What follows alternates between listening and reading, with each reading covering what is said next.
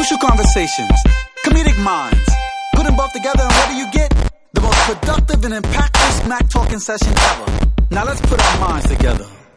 Crucial conversations, comedic minds. Put them both together and what do you get? The most impactful and productive smack talking session ever. What's good? I'm VaLentine. I'm here with Ivana. And Corey fucking Fernandez. That's the first time I think I said it all like that. Listen, I'm going to go ahead and you just got a sneak peek, but I'm going to go ahead and introduce. Listen, this is somebody that's born and raised in New York. I just found that out. Facts. From New York, the Bronx, South Bronx. Yep. And, he's been performing since the age of 10. He has credits that list BET, Comedy Central, Showtime at the Apollo, Who's Got Jokes. This dude has been on tour since he was a teenager, so I found out earlier before we started filming here. And I'm going to just go ahead and introduce him. His name is Isiah Kelly, and now let's give him a hand. Woo! Welcome, Isiah Kelly. What up? What's good, man? Chilling, bro. I'm here. Yeah. I'm here, man. How long you been living in California anyway? I've been in LA since 2005. Oh, okay. Yeah, but I always went back home. I always spent like 6-7 months back on the East Coast, even moving here. So it was like I never left in the first place. Right. Well, your vibe is very New York to me. Straight up and down, like your whole flow. I felt like I was like back home for a minute. Like I never lost it. Man. I was losing my accent for a minute. I went back home and it was like, oh, you sound like one of them LA dudes. And I was like, oh, nah, I gotta stay here. No hate to this LA dude. No, LA, but when you from somewhere. Yeah, you like to rep with. I feel the same way about because I'm from Dallas. I feel the same way about my accent. Like, I don't want to lose it. You don't want to lose it because you it's just the last part of home that you got. Right, that's all I had. That's all I had left. Yeah, and the phone number. Yeah, I hold on to my phone number. I got rid of mine. I got LA number. No, hell to the no. T-Mobile gonna have a problem. I'll sue them before I give up my 646. Yeah, but stepping outside of home is definitely the first time that you realize you yourself got an accent, according to wherever you're at. Sure. When I first moved out here, when I was in school, and I'll never forget, and this girl, LA women, they can get real disrespectful sometimes. I was talking, and this girl said, ugh. Oh, wow. Why you talk like that? I guess she never heard it before. Uh-huh. And I was just like, what you mean? Like, how I'm talking? And she was like, you sound weird. Like, why you don't use your R's? And I was just like, what are you talking about? And I used to say stuff like, man, that's mad easy. And they used to be like, what's mad easy mean? And it was just like my sister, they bullied her out of her accent. She has a full-blown Cali accent now. Oh, yeah? Yeah, they bullied her because she was talking like me when she moved out here. And then she got rid of it. She don't talk nothing like New York anymore. Yeah, when I first came here, I used to be at the restaurant like, let me get 2 waters. Yeah. Your accent is really big. I'm like, no, not 2 orders, 2 waters. 2 orders of what? Yeah. Your 2 Me waters. too. I go through it too. I go through that too. Oh my goodness. So I'm just grateful to have you here, man. I've coined you last episode at the end when I give a shout out to the audience, letting them know that you're going to be here this week. Yeah. I called you a young vet. Oh man, young vet, for real. I celebrated my 18th year doing comedy this month. Nice. And, only 28, so. But your experience is a little bit different than most who may be in the game 18 years. I think Corey been 15 years, right? 16, yeah. 16. And the reason why I say that is because, like the show Growing Up Hip Hop, right. Like your father is the legendary Gerald Kelly. Right. You know what I mean? And he's known as the Green Eye Bandit, underrated New York King of Comedy. Right, he hosted an opener for Chris Tucker, Mariah Carey, New Edition, and on and on and on. Right.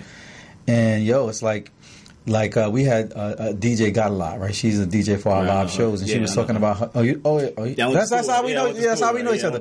And she was telling how her mother is a DJ, and she would be asleep behind the DJ booth sometimes when her mother would take her out to DJ. Right. So to me, it's the same thing. Like she grew up in that world. She didn't learn it. She didn't decide I want to know. So it's the same thing with you. I could relate to that. I could relate like falling asleep in a car before a show. because I'm out late. And, you know, some New York shows start late. Ain't no 8 o'clock, 9 o'clock. Yep. We talking about 10, 11, 12, 1, 2 Yep. o'clock. And I'm just out and I'm sleeping. And then my pop's like, yo, wake up. We got a show. So I just, you know, I had to snap into it, man. So I get it. You know, I get it. I get that part. You know, people falling asleep and stuff like that. Because I was always asleep. Yeah, it was tough. Yeah, it was tough. Yeah, I remember when I first started. I started in 2003, and the hottest thing at the time in New York was the New York Kings of Comedy tour, and it consisted of 5 guys that, you know, used to always destroy, always sold out shows. You know, it was basically running the game in New York, and you know, it was Talent, Capone, Drew Frazier, Rob Stapleton, and Gerald Kelly. And they were touring everywhere and you know, like doing huge venues, Caroline's and Madison Square Garden and stuff like that. Yeah. And so, you know, that's how I met Isiah, you know, from, you know, the shows. You know, seeing a young kid coming in the places that he ain't even allowed in. Right. You know, weren't y'all like on a tour or something together? Yeah, me and Corey was on. What was the name of it? Teens of Comedy tour. Teens of Comedy. How was that? Okay, even I'm like, how was that? Shout out to Teens of Comedy. 2004, 2005. Me, him, Brandon T. Jackson, Lil JJ, and Juan Garcia. Me and JJ was the only. Oh my God, I remember Lil JJ. JJ. We was the only teens on the tour. Yep. They was like, what you about 20? I was backstage shaving before going on stage. Right. And we just traveled, man. Our first city was Detroit. And we just I felt like rock stars. Even though they didn't come to see us. Right, they sure did. Who did they come to see? Lil JJ and Brandon. Brandon was in Roll Bounce. Yeah. And then Lil JJ was he did Coming to the Stage BET, and then he did Beauty Shop. So yeah, they were basically the stars. They had that fan base, you know what I mean? So was it crazy on tour? It was crazy. Like musicians, stars. It was like exactly. We had the moments. It was our first time seeing it on that level. I want to hear a story. Please. What happened? Y'all was teenagers. I know you was grown, so I know you was grown. He was grown. I mean, I'm always to myself. I'm low key quiet. I wasn't really wilding out, man. Them other dudes, they was going crazy on that tour. I mean, you got to though. I mean, women. Well, girls at that age. Oh, wow. Yeah. Girls at that age. And then Brandon, he was probably about 20, so he was getting the older, you know, the older woman his age. But it was really like nobody knew who I was, and nobody came to see me. So it was kind of like, they'd be like, yo, you was funny. We thought you was very funny. You think you could take me back there to go see JJ? I'm over here. I'm thinking you trying to talk to me, but that's how it was. But it was just to experience that at a young age. You know, every weekend we in a different city. We on planes and you know the vans and hotels, and we had to share hotels too. I think me and you share hotels. Possibly. They didn't even give us our own. I know Brandon and JJ had their own joints for sure. You mean own suites? No. Rooms. Oh wow! Yeah. I'm sorry. We didn't get no suite. Nah, we didn't get no suite. We had our own room, 2 beds. But I didn't mind, man. Every Friday night, I knew I was leaving town to go to a different city. Yeah, we were just happy to be there. We just started when that happened. Right, so we just started. Imagine just starting and already you're doing theaters. Right, wow. Theaters sold out, and it's just I mean, the biggest venue we did was Constitutional Hall in D.C. And I think that hold about 4,000, 3,500, 4,000. What did that feel like? Where Eddie Murphy performed, Martin Lawrence. Wow. They all take like, and it was crazy. I mean, me at 13, I was the youngest one. So me at 13, I kind of didn't really realize it. Like I wasn't nervous because I'm just like I'm a kid, I'm a teen. You know what I mean? I didn't really know what I was doing. Had you been out with your father before that? Or? Well, yeah, we was out, but we weren't on like tour. We were doing like New York, local Philly, stuff. You know, Maryland and stuff like that. But we weren't really traveling. Like I was traveling more than him at that time. He wasn't even really traveling yet. Like, it was dry for him. He was with us a lot. Yeah, he took all my money. Okay, I was going to bring that up later. Yeah, because I watch all my these. checks. I watch all these clips, and he always joking about, I'm avoiding child support, but bringing him right with me. Man, and I'm like, yo, sometimes y'all motherfuckers joke about the truth. I was like, is he? I was dead serious. Yeah, So look, I always tell a story because I could laugh at it now. Like I didn't have no say so in that. Usually it's like, okay, you put your money in it's called a Coogan account. Mm-hmm. And you get to touch it when you're 18. Mm-hmm. You know what I mean? So that's why I thought my money was going. Mm-hmm. And I was like, okay, my money's going to this Coogan account. So by the time I turn 18, I could go pick up. That's for actors and stuff. Mm-hmm. I want to say I was getting like 1,000 or 900 or something a show. What? Something like that. At that age? Yeah, at first it was $750, but I had like management, and then my management was, you know how they do. They want to negotiate, whatever. Yeah. Like me and my pop was like, yo, we taking that $750. You know what I mean? And I was like, but they were like, no, 1,000. And I think I got 1,000. Every week I was getting a check coming. As soon as I walk in the door, where's that check at? I'm thinking I'm putting it in the Coogan account. Damn. So we probably did like 12 cities. I mean, you do the math. That's $12,000. So when I turned 18, me and my mom I went right. I think it was my 25th, not 25th. My 18th birthday was on September 25th, and we went to the place where I could get my money. I had $150 in my Coogan account. I'm thinking I'm about to be like, Mom, we out. I got my 12, at least a couple racks. Gone. So I always joke about it now, but my pop took all my bread. He was using it to pay bills. He was. No, he was paying every bill. Because he said that. All the bills. Yeah, he was. It was true. Because my stepmom wasn't working. And like I said, he was always working, but he hit a dry spot. That's how comedy is. Sometimes you don't have those consistent shows back to back to back. Sometimes you'll go months without some real road work. So he had hit one of those points, and I was the only one in the house working at 13, and I'm paying everything. Damn. All the bills. I saw y'all on the Breakfast Club. Like, I mean, I think that's really dope, though, just like having your whole family there and shit with you. How was that experience? Because that's very rare to have that type of experience. It's rare for, for a lot of fathers in general to be with their kids. But, a lot of people frowned upon my pops putting me into comedy. Like, why? It was kind of like letting him be a child. I was young. I was 10. And the comedy business is brutal. Were you having fun though? Did you enjoy it? I didn't really know what I was doing. I just know it was something being done. You know what I mean? I was just going with the flow. I don't want to do this. I don't feel like doing this. It was just like, this is what we about to do. And I was just going out. And I only had when I started out doing comedy, I had like 3 or 4 jokes.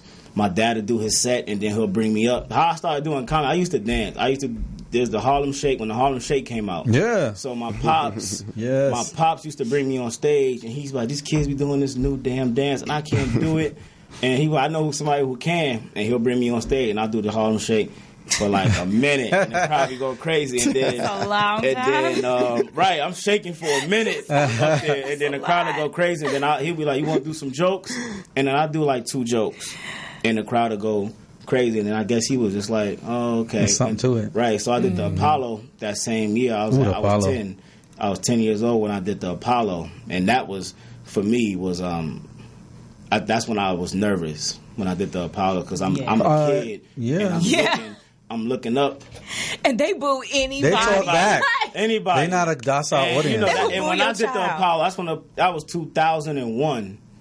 So that was when it was rough. Yeah. It was rough. Like, now it's like they don't really boo now. Really? When they came back, they wasn't really booing like that. I feel like it did clean up. I got booed off Apollo stage too. You got booed off the Apollo?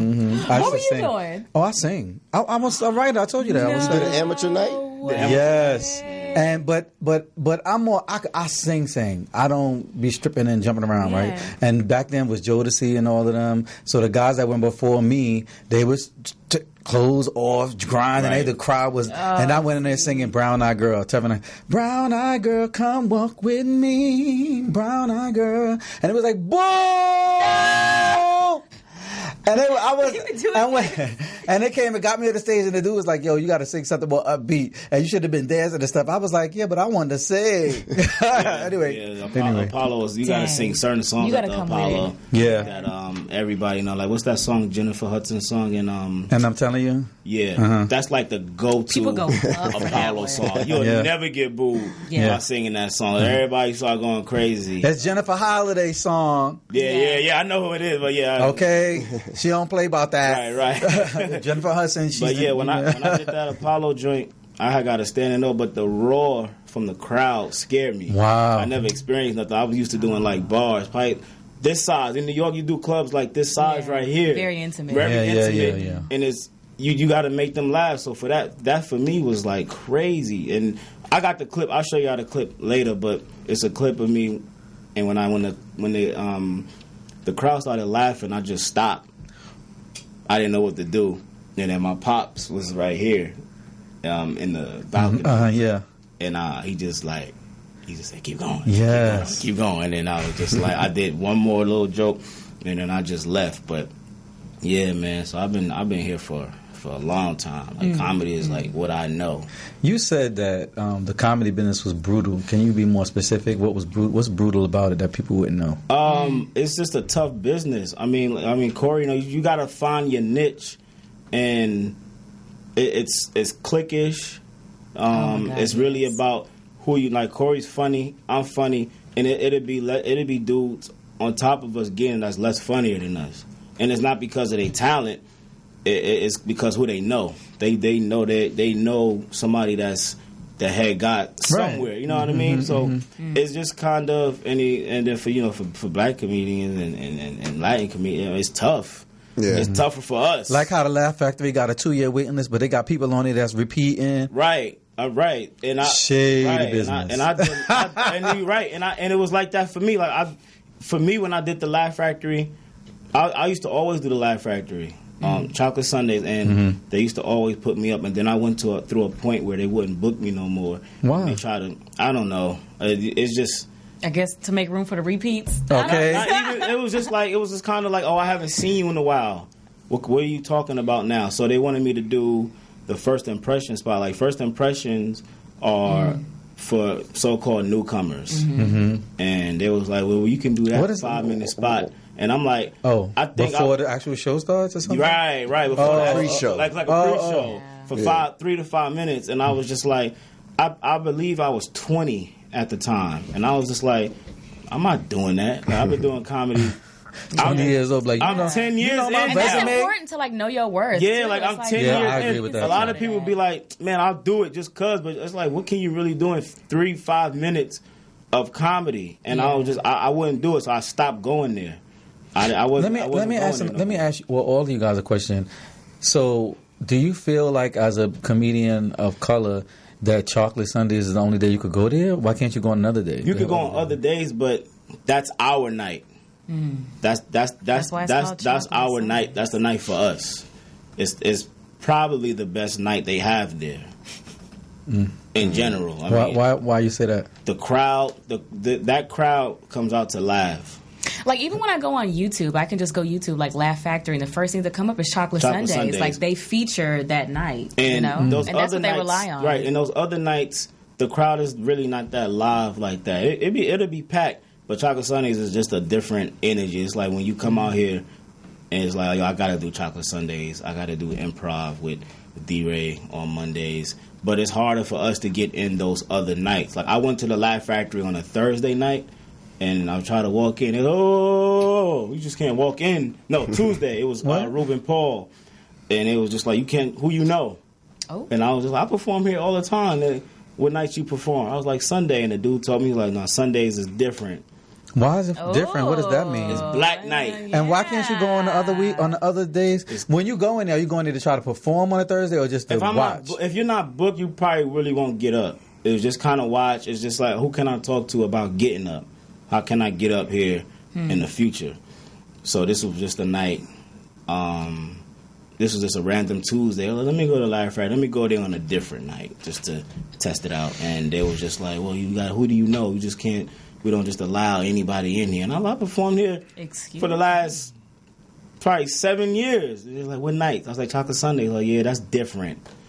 I've heard a lot of clubs will also just like, if they haven't heard from you for a while, it's like you're just non-existent to them. It's like you have it's out of sight, out of mind. Yes, exactly. And which is wild because you can be popping on Instagram. You can have, some other shit on Netflix or other projects going on. But if you haven't been there after a while, it's like, I'm sorry, who are you again? Right. Yeah. That's how it is because people change, people in power, the position change. Like even Chocolate Sunday. They do. Even Chocolate, people just change. Even Chocolate Sunday. Oh, you mean like Chocolate Sundays? No, in general. But in general, I'm giving Chocolate Sundays that's the example I'm giving. Like if you had a certain person who was doing it, now that person's not doing it anymore. It's like that in the music industry. It's different. Yeah. Right. You out, exactly. you might be so out. That new person was giving me a hard time to get on. Oh, okay, because they don't know you. They know me, but it was kind of like, we don't really know. Yeah, so my pops had to tell me. My pops had to tell her, like, yo, my son is funny.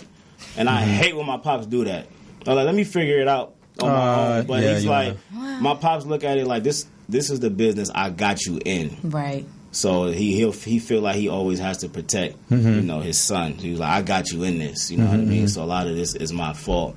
That's how he feels, you know what I mean? So he hit her up like, yo, my son is funny. Like, why you not booking him? Because I wasn't going to Chocolate Sunday. I didn't do it in probably about 4 or 5 years until recently. Well, it's also a blessing that you have your dad, though, somebody to vouch for you, because a lot of people don't have that type of support system or that type of pull at all. That's true, Yeah, but my pops is a different type of vouch. Yeah. He's like, he's pretty straightforward. He might come across the wrong way, but he means well. But it's just, New York. It's just that's just how that's just who he is. He don't know how to. And they scary out here in LA. Right, and he don't know how to bring it down. They are. They are scary. LA is if everything your tone is a little too sharp, they're like, whoa, okay, excuse me, I'm just like, calm down. Yeah, I'm just explaining to myself and you tripping like, right. They'd be so ready to call security on you. Yeah, sorry, go ahead. But comedians, you and this knee. I know, I keep hitting you. I'm sorry. Comedians of color always had a difficult time getting in comedy clubs, no matter what part of the country you're in. Even like New York and LA, where it's popular, we still have a hard time. And going back to your question about what made things so rough for him coming up is that I think we entered the game during this like post Def Jam era where it was a bunch of like comics that couldn't get into these clubs but was getting exposure, and they started making their own scene, and they started, hosting these shows at bars and, creating their own circuit. And I feel like that's the circuit that we came up in. That's where we came from. So them places at the same time were fucking rough. Right. Because it was these bars in the middle of the hood where, and it was one bar after another night, a different hood, a different hood. And you're coming up in all these rougher than normal places, as opposed to being, in a nicer place where it's a friendly open mic. It's not friendly, and sometimes you don't feel welcomed at all. Sometimes it's a different attitude. People, going to a bar and seeing a show and people paying money to go to a comedy club to see comedy. Mm-hmm. Sometimes people are there for the show at the bar. Sometimes they're not. Sometimes they're just hanging out. Mm-hmm. Right. And sometimes they're drunk, and sometimes they want to yell and heckle and boo and all that stuff. Mm-hmm. And that's the kind of environment that we were in night after night, Right. Mm-hmm. And I felt like that's what made you stronger, Yeah, it made you stronger. But to piggyback on that is the fact that the Def Jam and the Comic View era, that's the era we grew up on. That's where we came from, even though we were young. So you would get your opportunities. Like if you was a Comic View comedian or a Def Comedy Jam comedian, you would get booked just because, like, yo, we seen you on Def Jam.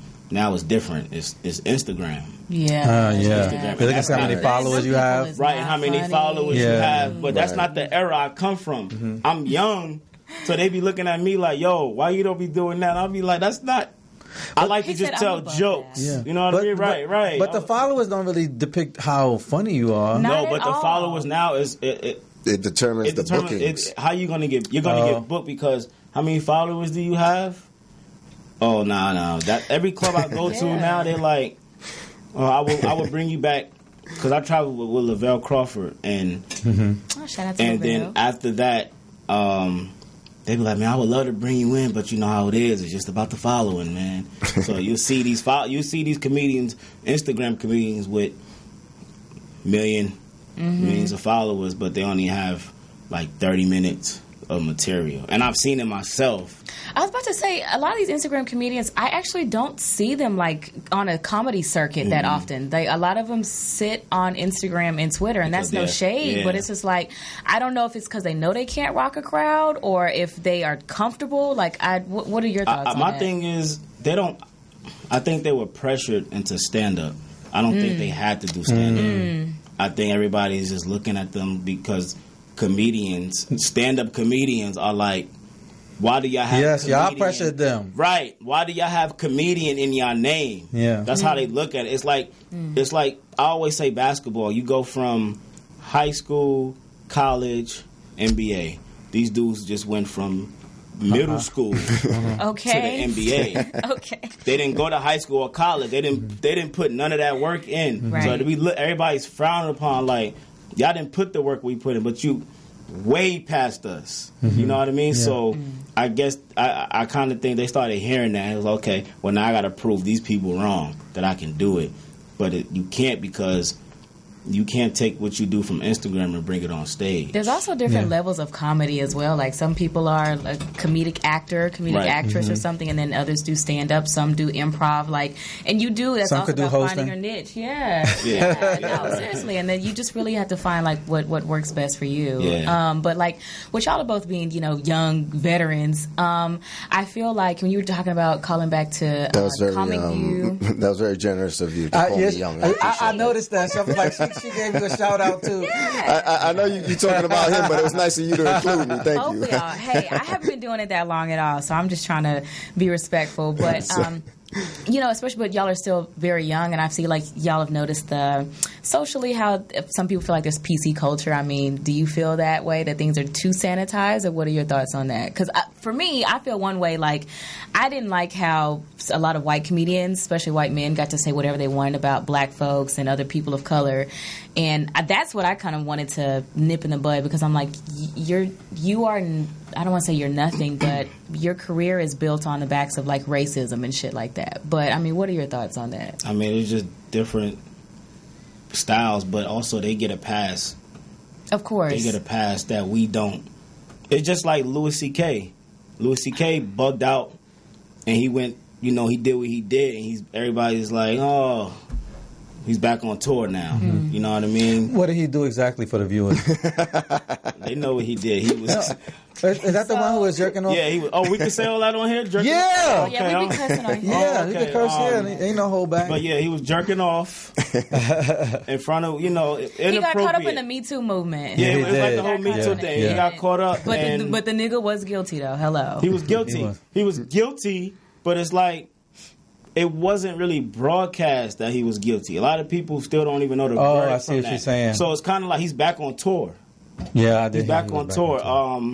And then the other guy, what's the other, Harvey? The Harvey dude, it's like people forget about. Oh, you talking about the movie dude? Harvey Weinstein. Yeah. And but they.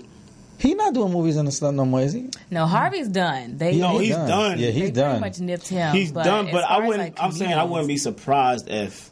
No. I'm sure he ain't poor. No. He's good. His monies but for us comedians, even comedians of color, we always kind of nowadays, like back in the day with Pryor and them, they could kind of say what they want. Yeah, you know what I mean, and they used to get away with it. That's when comedy wasn't sensitive. Everybody, you can talk about a race, gender, whatever you were, gay, straight, whatever you were, they'll talk about it, and everybody was just like, oh. That's funny. But it just seemed like nowadays, for us, we got to clean it up a lot. Well, it seemed like you guys are fighting against that.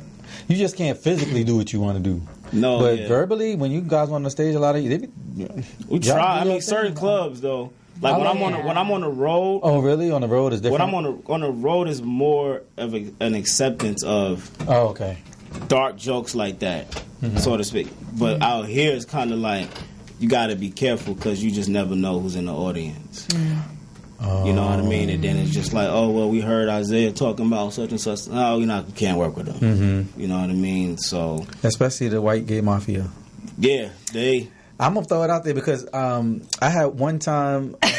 Okay. I'm openly gay guy, and I went somewhere. I went to work with this producer who had some credits, and I needed him because I was relatively still known, and you got to attach yourself to somebody who has a reputation and has work out there for them to deal with you. Anyway, he was not. He's straight, and he was okay with my homosexuality or whatever. But the point of the story is there was a young lady that was there with him in the studio, right? And we were sitting there, we were talking, and she was like, "Oh." You're gonna be just fine. You gay. They own this. And I was thinking of her like I was thinking about what she was saying to me, even though I didn't feel like that was a teachable moment. Even though I wanted to say she was black, and I want to say, girl, racism still exists. Right. The white gay men don't give a fuck about me. They don't give a fuck about me. No, or black gay woman at all. I say even they more worse than a straight white person. Right. Way more worse. I don't do. And I want to say so. I ain't got no easy end because I got straight people hating on me. I got the gay motherfuckers hating on me. So don't motherfucking tell me it's probably worse for me. You know what I'm saying? Right. So, but I ain't. I don't do none of my gay jokes in L.A. Yeah. I don't. I want to hear one. No. Yeah, I don't do Go ahead. Let's I don't go. give a fuck. none of my gay jokes in L.A. Not because this would be broadcast.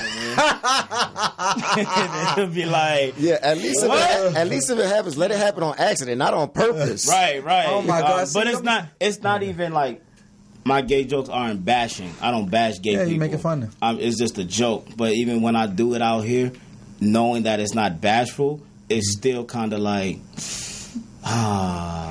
like damn, he went there. Yeah. Like that's especially with you being a straight black man, like they're expecting you to say something homophobic, so right, they can all the cancel time. you But on the anyway, road, it be gay dudes.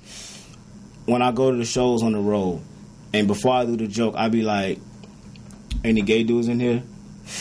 That's funny, right? That's funny, right there. And Man. just to see. Ain't like anybody So gonna fill say it yes. out. Some people say yes. Like it'll be a dude clap, or the dude he'll be like with 5 girls, and they'll be like right here, and then I'll be like, and then I'll ask him, I'll be like, okay, are you a sensitive gay dude? And he'd be like, no, and I'll be like, okay, cool, I could do this joke then. And then I'll That's go. But funny to nobody me in the right audience there. is gonna say yes, I'm sensitive though. Either. I've had somebody say that. Like, Really? And then you wouldn't do Because a lot it. of I still did respectful. it. I still did it. That's so nice. I would have told my mother. I still did it. I still did it. But it was just like out here it's like, Yo, I'm gonna give you some gay passes.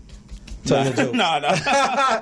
Be like, yo, my gay friend gave me some gay passes. I don't give a fuck how many gay people in here. Here's the joke. The times have changed, man. Yeah, even with social media, But I like think- go with ahead. Twitter. I'm sorry, just real quick, but even with go Twitter, back in the day, like when Twitter first came out, everybody was horrible. Everybody was wilding out. Yeah. But what I think people get confused is with the word gay.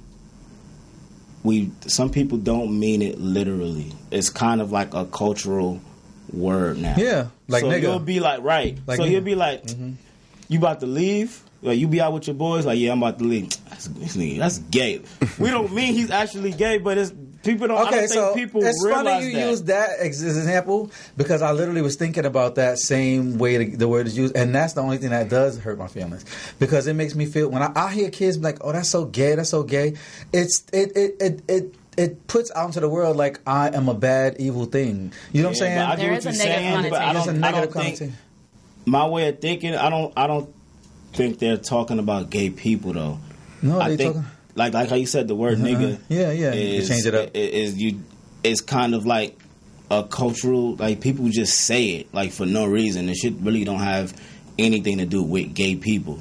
Like even when Kevin Hart got in trouble again for his tweets in 2009 or 2010 or something. That was like such a long time ago, and then when I heard the joke, it didn't sound that serious. Right. About bashing his gay son over the head with a dollhouse or something. Yeah. I only know about it because I watched the Dave Chappelle recent thing that came out, and he talked about it and brought it up. Right. And he kept saying how he got a lot of hate mail from transgender community for some of the jokes he told, but they didn't sound bad what he was saying. I was like, I don't understand what the It's issue not is. even that they sound bad. It's just we are in the era of I have to be mad about something.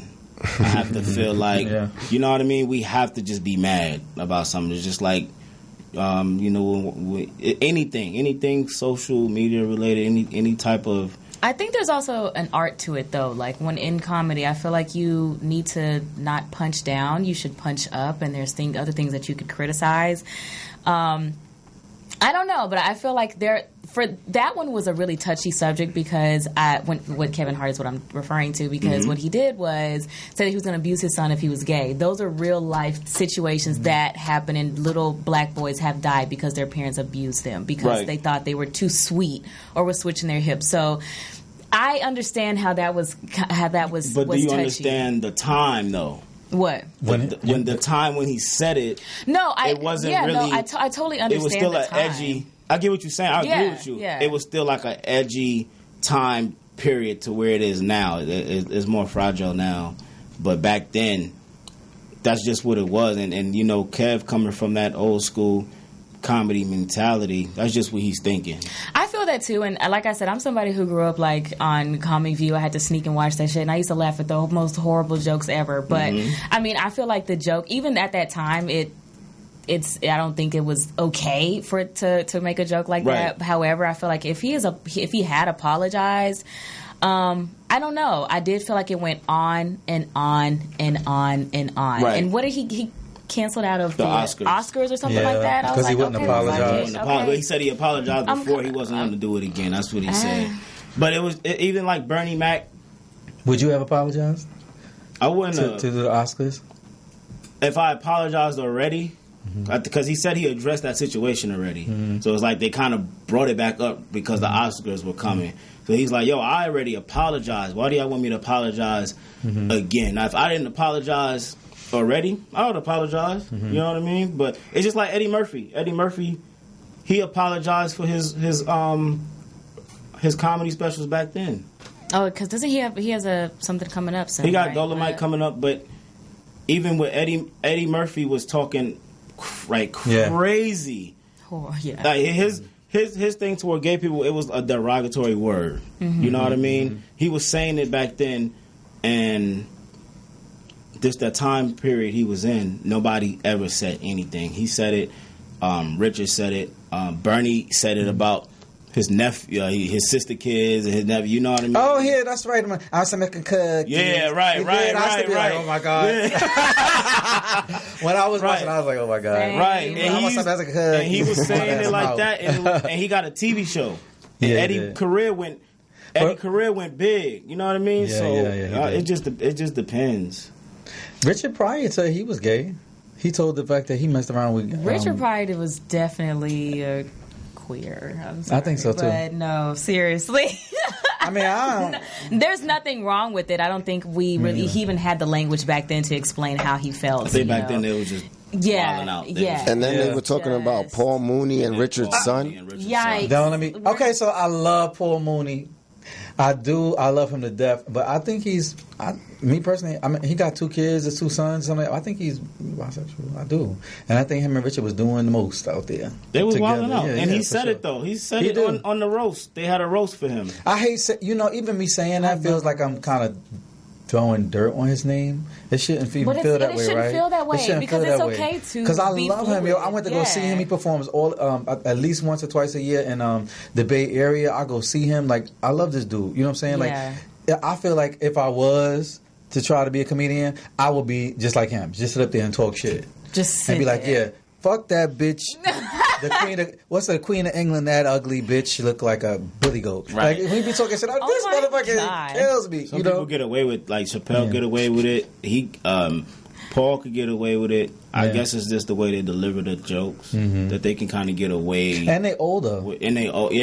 So, and they have their fan base. Get passes. Right. They already had their fan base. So you can never cancel like a Dave Chappelle or anybody like that. So many people already love him, and he knows that. Me, on the other hand, I can't.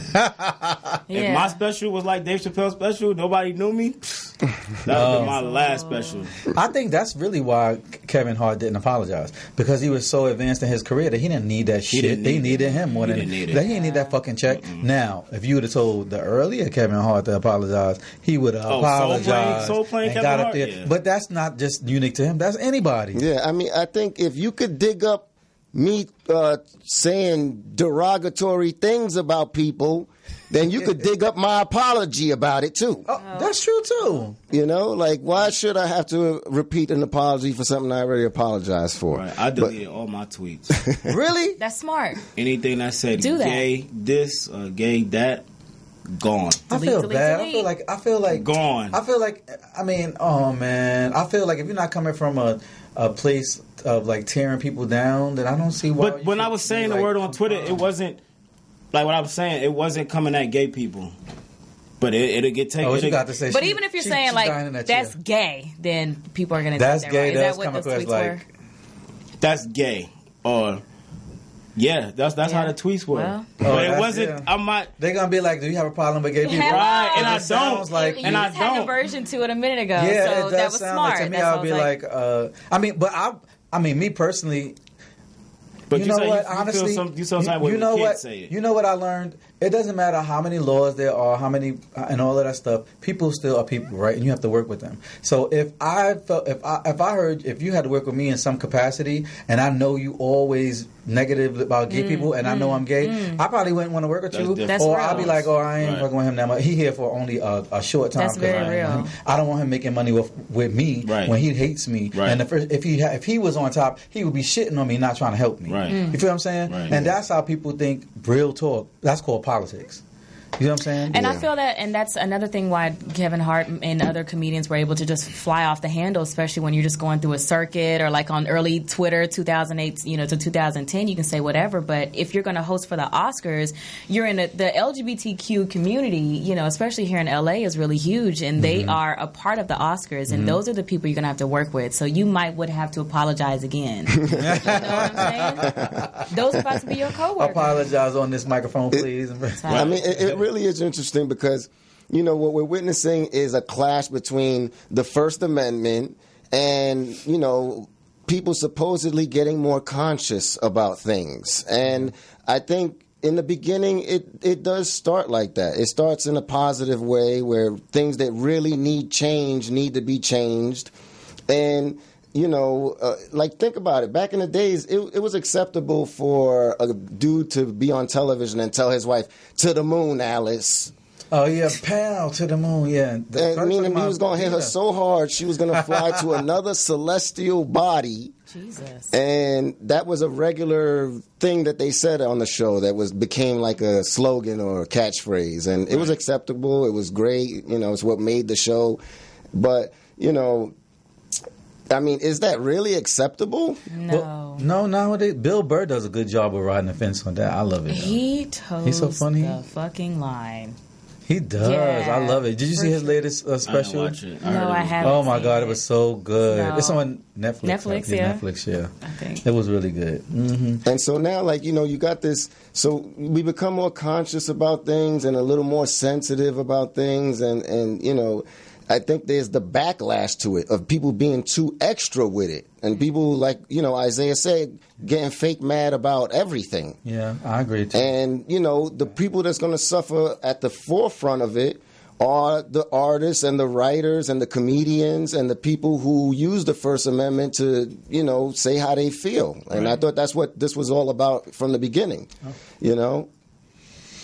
Hey man, I'm with you on that. I'm feeling bad. I feel the energy. I feel like you need a hug. You should give him a hug. Wow, I'm good. Because you just like, nah. Yeah, I had to delete my tweets. Are you an introvert? You seem like you're naturally introverted. I am. Yeah, same here. I feel like you are tweets. too. But I think it's a New York thing. I think we're being regular. But to them, we not. You know what it is? We're not doing enough. I've always been introvert, but me. Same. I came to LA. It was like I was aggressive. That's how they describe you? It was, It was like, me too. It was kind of like, even with talking to women, I guess I had to tone it down. Yo, the way New York niggas be talking to me, I be like, sir. Because that's what that's the only way in New York you're going to get that woman's attention. Yeah, it is a different breed of women in New York. You don't got to yell at me, though. If you come real, like, without, like, if she feel like you ain't got no ball, like you're not man enough, she gonna keep walking. It's just like, yo, ma. In New York, that's true. Yes, like, that sounds just like, yeah. You know what I mean? The ugly girls in New York think they the shit. Yeah. Yep.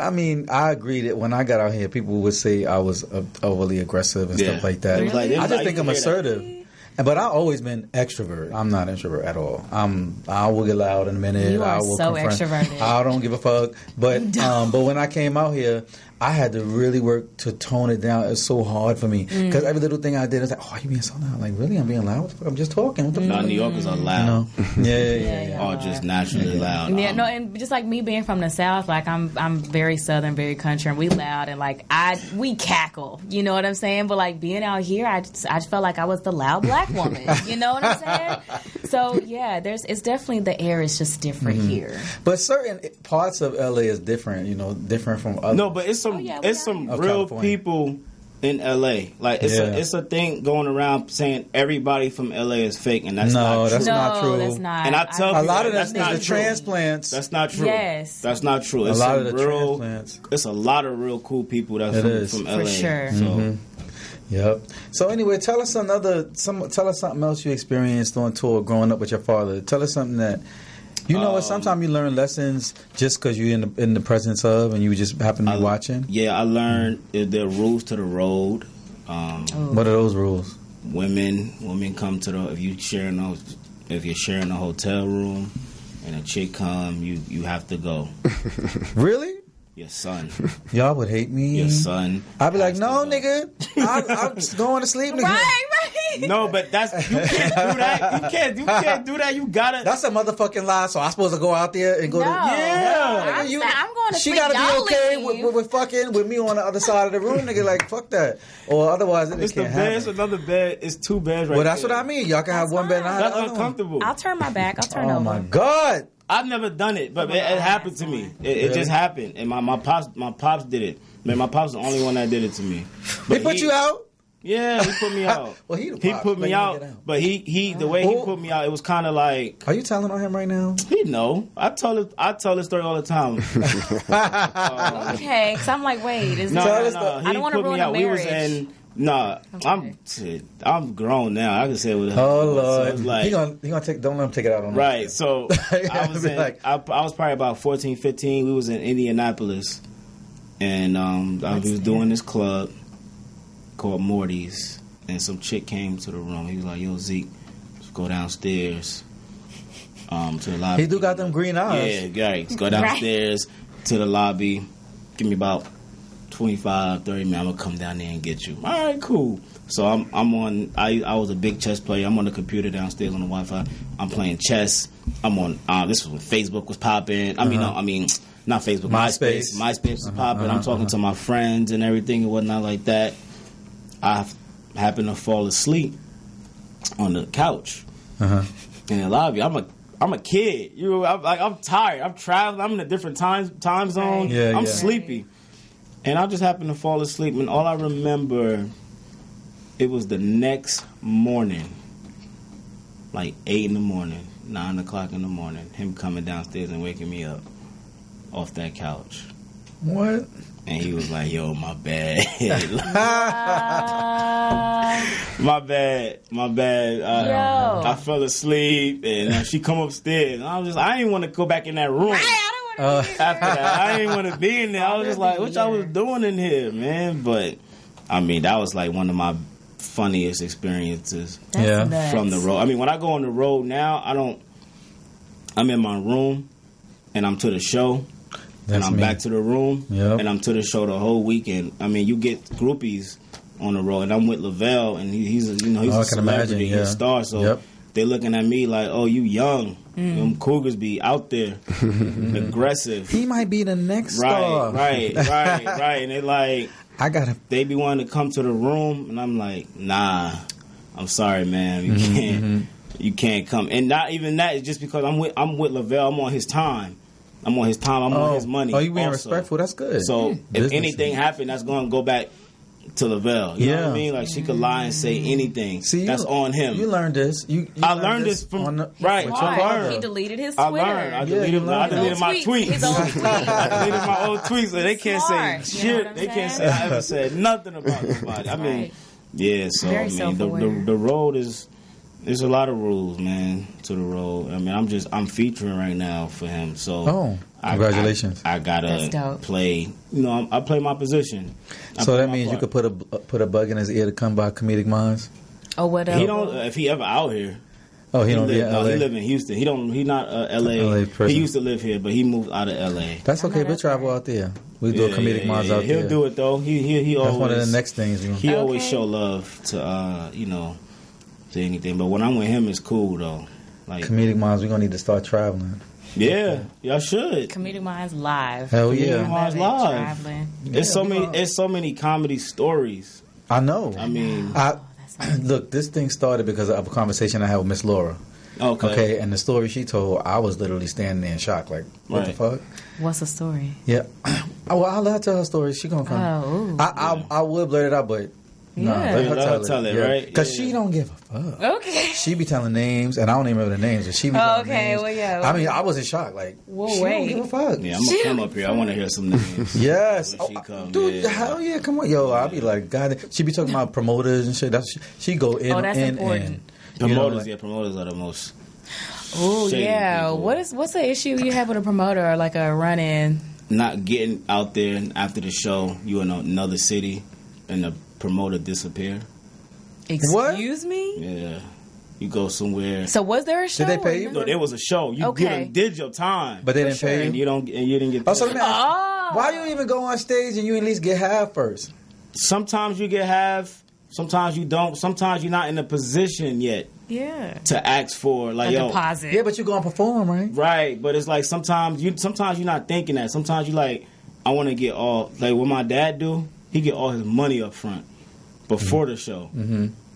That's Johnny Gill always said that. He get all his money like everybody in New Edition have money issues except him. He be like, nah, fuck that. I'm not doing shit without my money first. He's smart. Yeah. But sometimes you're getting like $25, you're getting like $50. So to be like, I need you to sign this contract, and I need a W-2, and I need 50% deposit. Yeah. Like for $25, $50, like we don't even bother doing that. Though? In LA. Yeah. LA look like they don't pay. LA don't pay. I know that LA don't pay. I'll be performing. They don't pay. I feel sad for y'all on that aspect. They pay us in I'll drinks. leave though. I could leave. What you mean you could leave? I could go home. Oh, back to New York. I could always go back home and just make up, make anything. the difference. You know what I mean? And then, but me being with LaVelle, it kind of made me like, I ain't really got to do it. Like, I got spoiled. I kind of got spoiled. Like, I was like, I'm not going over. What he's saying is he got money. $20. You know, that's just how it is. That's because he grew up comedy. I grew up. Right, yeah. You got the perks of what your father, the work. Yeah, that's the same thing with these kids nowadays. The thing I did pick up from my pops was just to speak up for yourself. Mm-hmm.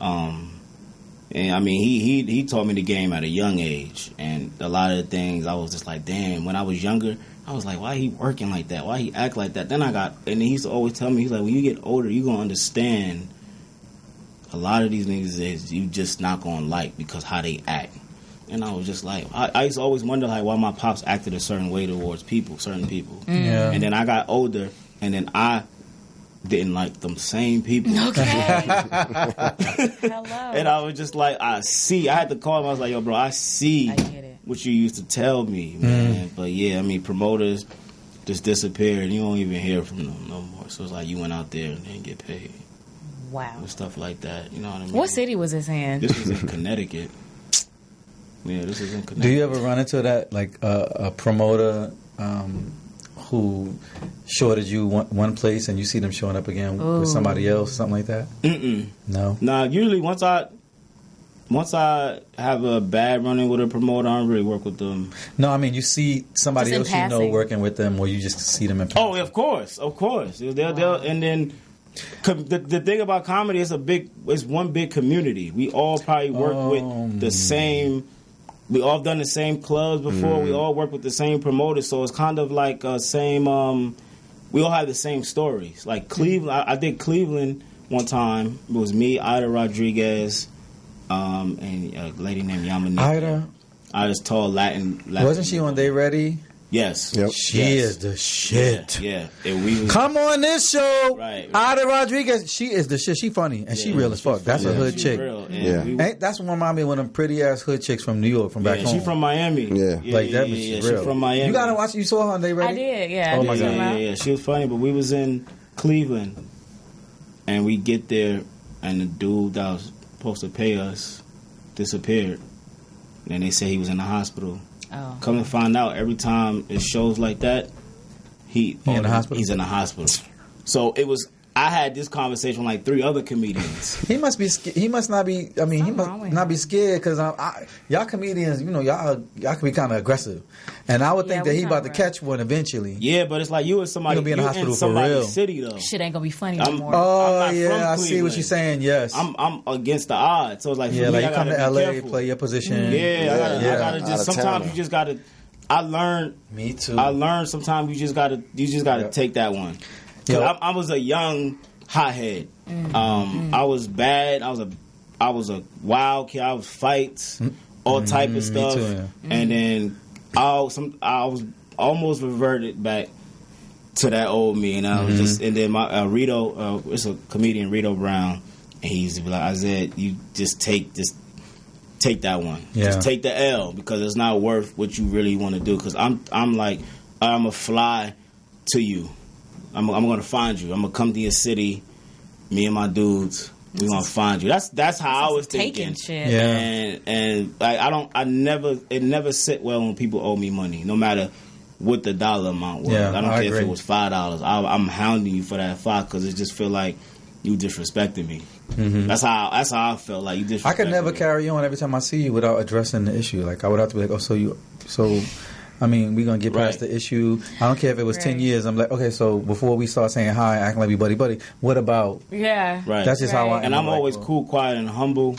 So I think people kind of take that for like weakness. Of course, or granted. So they don't really know, like, I'm from the Bronx, nigga. I would snap. I was just about to say, from back home, the quiet ones is the one you watch out for. Right. That would be the first one to get you. Right. Like, I'll be like, the quiet ones, that one got the blade. Right. Yeah, you pull out the gap. You meet so many characters along the way. Like, like imagine what I described earlier with the type of shows we came up in. Now, imagine the people running those shows. Like, you meet, like, all types of people. And a lot of it is, like, you know, what Dave Chappelle said in his special, that a lot of them were, like, ex-New Yorkers who were on the run from the police because they sold drugs and now they running operations out of town and they trying to clean and launder their money. So they become promoters. So they become promoters and they throw parties and comedy shows. And so you doing these shows for gang members and drug dealers and, you know, and like he said, you're out of town, you're outnumbered. Yeah. You know? I never thought of it that way. I've seen a comedian we know. I ain't gonna say his name on here, but he moved. Say the name. No. I'm just kidding. Don't say He's from Jersey. He's from Jersey, and he moved to North Carolina. And everybody was wondering, like, damn, where this dude went. And I remember, I'll never forget doing a show down there in North Carolina. And it was like, oh, yeah, such and such is hosting, and it was him. And I was like, damn, that nigga moved down here. Like, he lived down here now. Oh, wow. He just hiding out down there because he owed so many people money on the East Coast. So he had to get out of there. After a while, you'll run into somebody like, yo, we'll kill you. Yep. Yeah. For their, people die for their money. Yes. You know what I mean? So... Yeah, and you know, like I remember, I think there was like a story about it's all kinds of story about comedians fighting promoters and vice versa. Oh yeah, for sure. Really? Yeah, like, I definitely fist fighting the promoter and all of that. That just seemed like real extra. Because you're not telling me you don't have my money till I did my work already. Yeah, I mean, I understand the reasoning why. I get on stage, like, let me know what it is. You don't have me travel here. I spent money here. Then when I get here, I did my show. When you do your show, as soon as you walk off that stage, your first thing is like, all right, it's time to get that bread. And check it. And they be like, oh, I ain't got it. Oh, we ain't really. Or they got you waiting around during the after party. You ready to go home. I've seen that. Give me a minute, right? I'm like, why are they taking so long to pay them? Like, they already finished like an hour ago. Why are we still waiting around here? Like, why they not paying you? Joe Show Is a comedian named Joe Show. He has a Monday night in Queens. Bunch of Jamaicans, disrespectful Jamaicans. I miss them. After the show, the show starts late. Yeah, regardless. Yeah, you know, anything Jamaican be late. The parties be late. They get to the party even later. It's late. Yeah. And then the comedy shows start late. Right, and it's a big spot. But it's Joe, like the Jamaican dude that runs it, you could tell Joe be scared to be like, yo, I need to pay the comedians. Oh, wow. You never going to do that show and just get your money and leave. No. Never, right? And you'll be sitting there for at least an hour, maybe two, waiting. And they pay the same amount every week. They know how much they got to pay already. Every week. But they still make you wait in the after party, and the after party going till 5 in the morning. No. Right. But they don't, you know, you're not waiting till 5 in the morning, but you could be waiting till like 3, right. And you 4. lived in Brooklyn, right? You lived in Brooklyn. I lived in the Bronx. So for me to get from Queens to the Bronx at night, that's a long ride. And you're not a ride. I'm on the train. Yeah, that's what I mean. Yeah, so I took the train out here. I'm from Dallas, so how long is that? That's at least an hour and a half. Hour and a half, maybe two, because the trains, how far out the trains are running local. Yeah. Okay. So every stop. So yeah, during 2 the hours. day, they express. They skip a whole bunch of stops, but at nighttime they just go local. So I gotta go through Queens, and you're going from one tip to the next tip. Right. Every single stop. So I'm getting home like 4 a.m. And then the part of the show that it's in is like past the trains where you got to get off and take a bus. You got to take a bus. You got to take the dollar or a cab or something. Dollar vans. Yeah, over there. the dollar van. Yes, dollar van. Right. But what's the strategy in that? You think? I'm thinking my first mind is like, they're trying to keep as many people there, because if you get paid, you leave, and the people that came with you leave, so they want to try to keep you around for the party. Nah, the party is already. Yeah, they're not there for us. They're not there for the comedy show. They're not. The comedy show is just some shit. All right, well, let's just do this so time can go by. It's already the party. so we can party. Nobody here to listen to jokes. But y'all are the pre-show. Exactly. Right. I thought you were the show. And then you gotta wait till after the party. Not necessarily after the party, but it's during the party. Like you're about 20 songs in the after party. You like, yo. And you don't even see the dude that's supposed to pay you. You can't find him. Hell no. You don't know where he at. You think they're just hoping you leave? You just say, "Oh, fucking." See, that's what's on my mind. I'm like, I feel like when people wait forever to pay you, like even when I just sent an invoice not too long ago and I'm still waiting on it, and I feel like they do that because they just want you to forget about it so they can just move on. Yeah, forget that. They know we're not gonna leave. I think a lot of promoters do the annoying amateur move of always relying on door money to pay the comedians. Yes. Oh. Yes. And the money that they make that night. Yes. That night. And not having the money ahead of time. You need to have something set aside. Yep. And that's what separates the amateurs from the professionals, is that the professionals, they have your money before the show starts, whether it's sold out or not. Mm-hmm. Because they went to the ATM machine, they did whatever the hell they had to do to make sure that they give you what they told you. Right. The other promoters that are amateurs, they're the ones that they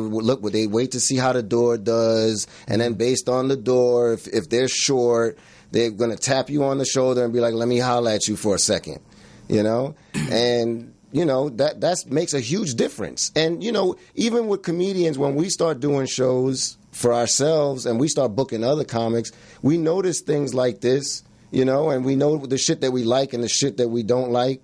And, you know, I know for a fact, with any show that I've ever done, I made sure I had the money before the show started. Mm-hmm. Just because I know that that's what I like, you know? And I know that I don't like waiting around after. Right. So is it customary, or what do you prefer, to be paid right before you go on stage or after you come? Yeah, everybody prefers to get paid before they get on. Yeah, the earlier the better. You can perform better because bitch, I just got paid. Right. Like, but you know now sometimes they gotta wait for that budget from the owner. So yeah. What I hit them with now is I got another show. I can't stay. Smart. I got another show. Right. I gotta go right after this, and I can't. And I'm not gonna go last. Like I got another show, so I can get my money and I can leave. So I'm taking notes because we have a live comedy show coming up, which I'm gonna talk about in a minute. Mm-hmm. And what I have done is I have my money already. I'm not depending on no door, so I'm at least following that advice already that you already talked about. And then also, depending on the contract or what they ask for, I'll pay half 7 days in advance. Yeah. And the only part I wasn't sure of, I was prepared to pay immediately upon them being done with the performance. But if they want to be paid beforehand, I don't care. I just pay, But some people hold on to the money, they'll give you half, or they'll hold on to it because they don't know how that performance is going to go. But what does that matter? You still perform your service. You still showed up. You still showed up. In case. If you do terribly, I mean, I'm never going to hire you back again, and I'm going to be like, oh, that person was terrible. Right, but also the promoter, you booked that person, they showed up, they traveled there, you still got, you need to. Of course, no, I agree with you. So if the person doesn't, I'm thinking that's how I'm thinking they did. So you think if the person didn't perform well, I guess they didn't make the crowd laugh as much as they felt like they should have laughed. I've seen that happen. They won't pay them. They probably they'll pay them, but they won't get all their money. They won't get all their money, dude. If I was a comedian, that would put me right over the edge. I'd be going to jail right from the venue, because I'd be like, no. You're supposed to give me $25, not $15. Yeah, but I'll be leaving. Sometimes I'll forget about the $25. Like even at certain show, I'll be. Oh, you just forgot. But that's because everybody ain't making that, that tour. But not like even you. like that. But it's just like, nah, man. I think it's disrespectful. Comedy. No, he's like, that was disrespectful, but it's all good. I think it's disrespectful to be giving us $25. And I had an argument with. I agree, actually. To me, it sounds like an insult. I'd rather nothing. Right? I had an argument. $25. I had an argument with one of the club owners out here about that, and it got heated. And I was just like. I say this is called such and such place, whatever. It's a comedy club. Everybody here came to watch comedy. Mm-hmm. At the end of the night, I'm watching DJ, security, get paid, front desk motherfuckers getting paid $100, $200, and you giving us a dub when nobody came here to eat or drink. All that is good and all. That's added to it. But everybody's mindset is like, well, I'm going to laugh tonight. I said, if it's no. If the cook don't come, you might have people complain, they ain't had no food, but they had a good time. Mm-hmm. If they come out and pay their money and no comedians show up, they really gonna be mad. You don't have no show. Yeah, you don't have no show. But it's just LA. It's a LA thing, and I kind of even like chilled off LA, like just getting up like that, just cause like we giving y'all hundreds or maybe thousands of dollars worth of material. And you gonna be giving us a dub, you know what I mean? And there's a lot of comedians that move out here, and maybe that's why, because there's so many. They feel like, it's. But they don't book all of them. But people come out here without no other game plan or no other job. Comedy is just what they do, and you just doing comedy off of $25, $30. That's not enough. You know what I mean? Because I mean it's like lottery. Like your career might not make it to how you want it to make it. You know what I mean? So $20 just be like you could do the 100. Like in New York, it'd be 100, maybe 200. And you could do 2, 3 shows, 4 shows a night. And you at the end of the night, you walking away with $300-$400. Yeah, that's another thing I didn't mention that sucked us into that whole circuit. Was it paid so much more? Paid more. So I know so many talented comedians that I'd be like, man, they should come to LA to get more exposure. And I used to always wonder why they don't come out here. It was like, why would I come here when number one, I'm the man right here in my place. I'm the man here, and number two, I'm getting this consistent $600-$700 budget every week. I probably book one comedian, maybe 2, throw them like $50, $75, $100, and I'm walking away with that every week. Why leave that? Yeah, you know what I mean. That's how some of them think. So that they'll get stuck in that circuit where you kind of gotta like sacrifice that a little bit. Like you gotta sacrifice the money for bigger things in hopes that you'll be discovered. Right. So is that what Laugh Factory has to offer? The fact that they have name recognition and somebody might be watching, might be there, but the times have changed though. They don't really come out how they used to.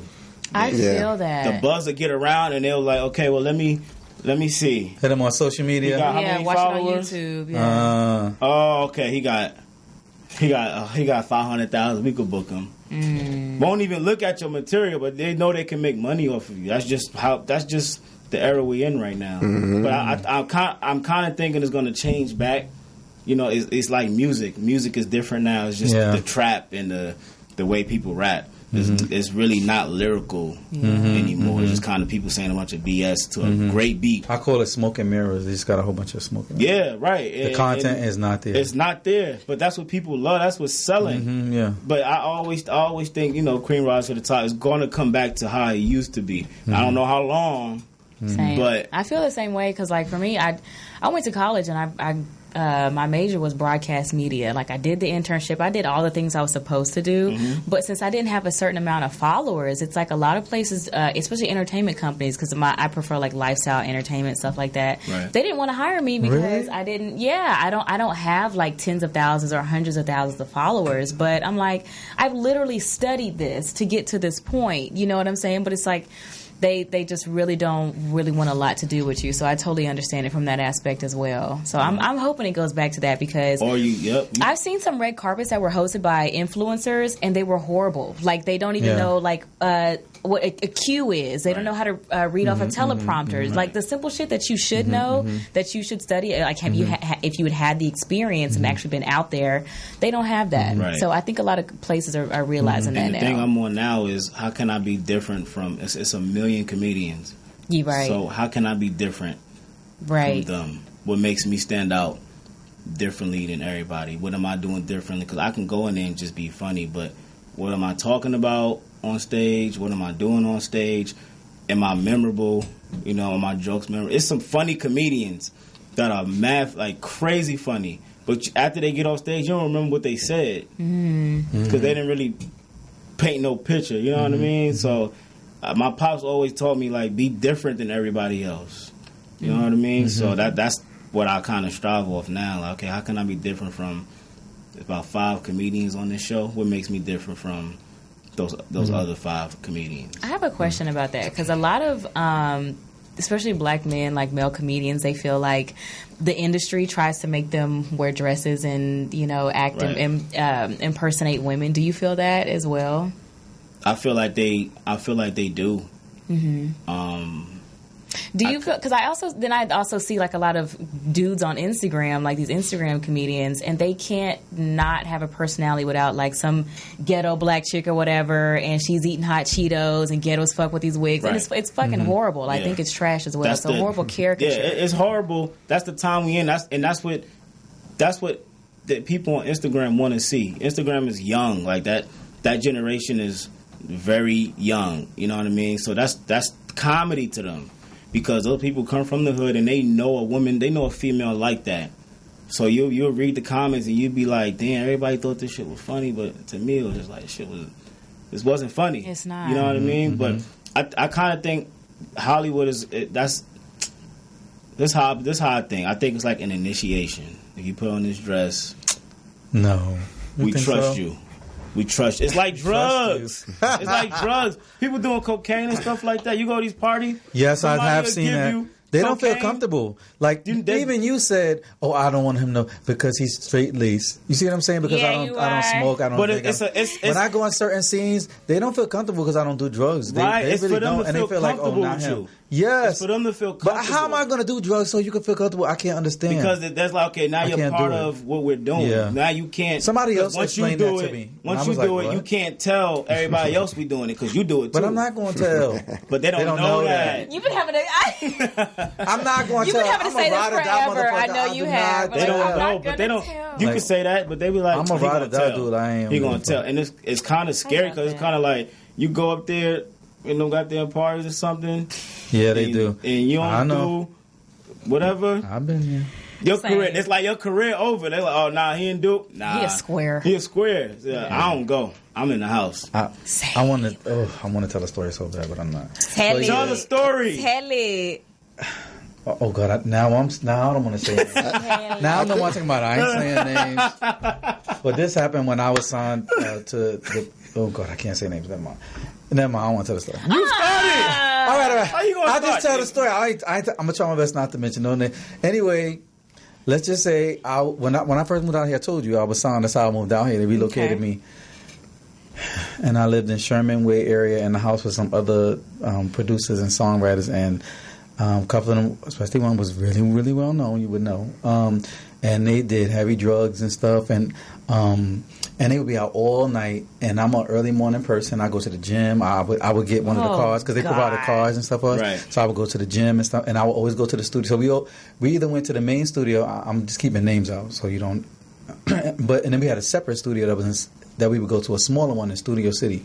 And so early I would go there, and I'll be there all day, in the studio, write my songs, want to be whatever. And they were strolling late in the afternoon, some of the producers and stuff.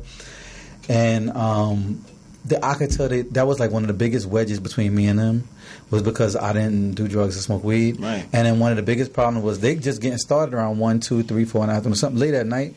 And before they even start fucking and recording, and I'm ready to demo the songs, the weed man, the drug man come, and you could see a big bag, drugs, and he would come, and they have to close all the doors, like in here, and the vents and everything, because they want to get like contact, so the smoke will be thick. Oh my God! But they want to carry the session on. Right. Now I don't smoke and I don't do drugs, so no, you need to open the door and you need to open up the vents. So they didn't want to do it, so I would leave the studio and the session was shut down. When I tell you, they hated that. They hated me because I would shut the studio. I would shut the session down because I'm leaving. I'm like, I don't do drugs. What the fuck? Like, I don't care if you do, but you can't make me impose that on me. That's how I felt. You know what I'm saying? Yeah. So I would leave and be like, I'll come back in like a couple hours when y'all done and the place is cleared up. I could breathe.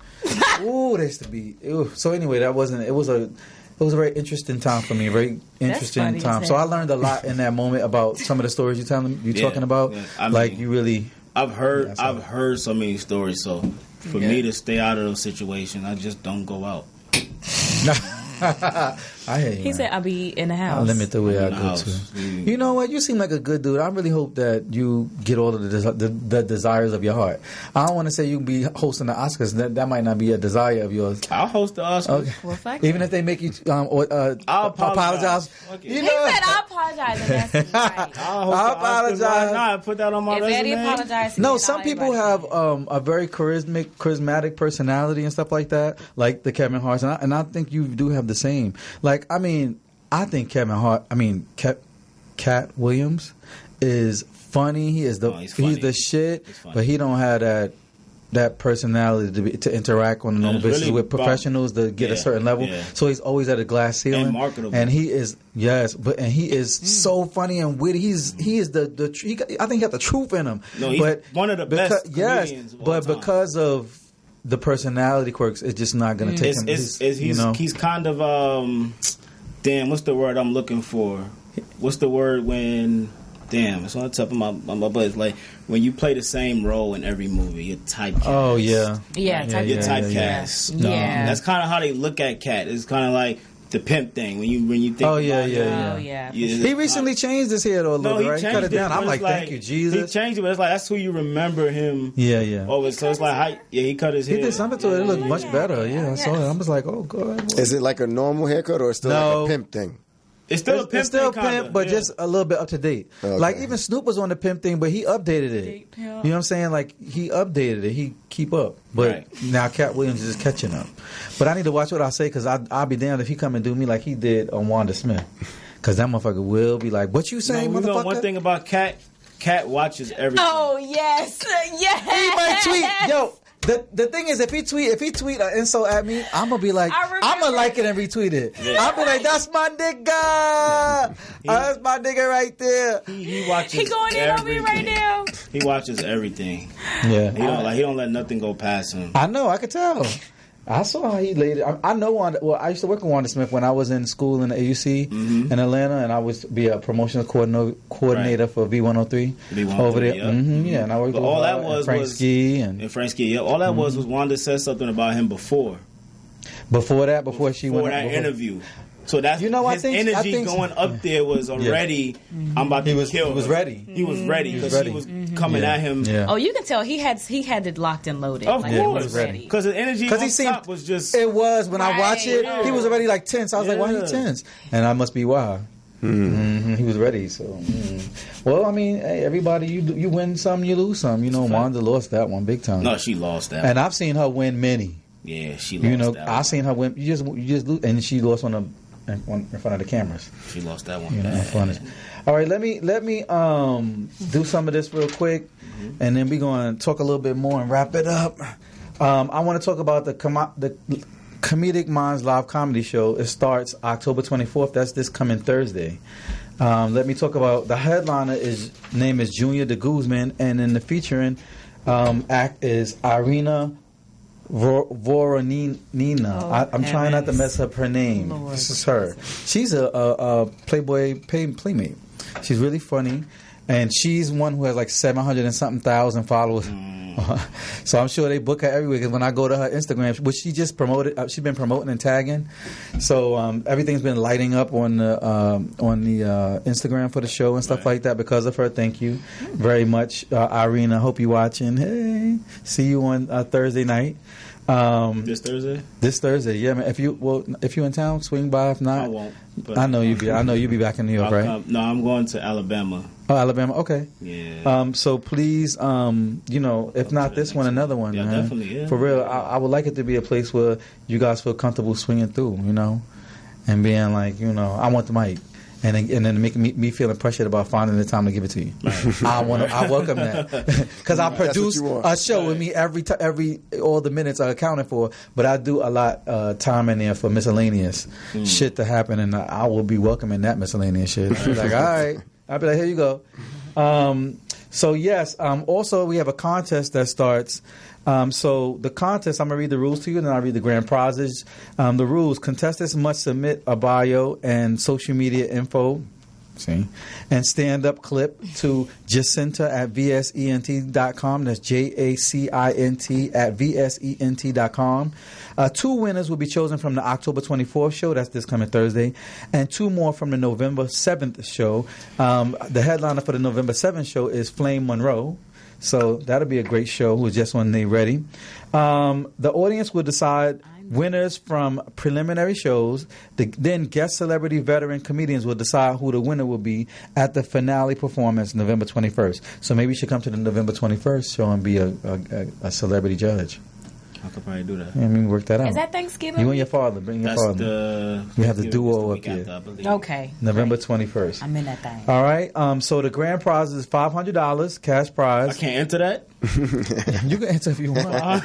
He said he want to be a judge. $500. Come get that. If you want to enter, you can. Yeah, that's cool. That's cool. Yeah, no, if you want to, come snatch it up. I don't care.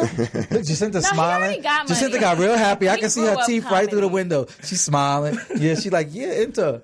All right, so but you should wait for the what we're working out for the next grand prizes. It's going to include expense paid trip to Jersey to perform in Atlantic City at the clubs out there and stuff. Nice. So that's coming up next, yo. So goodness. I think y'all better get in the rotation. We trying to make it happen on Comedic Minds. You know what I mean? You doing that. I mean? So anyway, the grand prize is $500 cash prize. I'm sorry. A guest on the November 26, 2019 episode of the C-Squared Talk Show. That's the talk show that I currently host. And the guest on that show, you would definitely... I don't like to speak things into existence, right? Speak things out. I like to wait till you get a little bit closer. Okay. November 24th is a long time. And even though people confirm, they try to, I'm not the Ellen Show or Oprah. So they could cancel. Niggas but right now, the guest you might want to be on it. I haven't had a cancellation before, but I just don't like that. Anyway, all winners will receive a guest appearance on the Comedic Minds weekly podcast and chop it up with us. All right, so those are the 3 grand prizes. I think that's pretty good starting out, right, on the first contest. That's really cool. Yeah. I was thinking, should it be 500 or 1,000? I didn't know how much, but I mean, rent is due, but. Yeah. I mean, I don't know. I might up it. We'll see. I'm trying to help. Our first show is this Thursday. I'm a little nervous, not because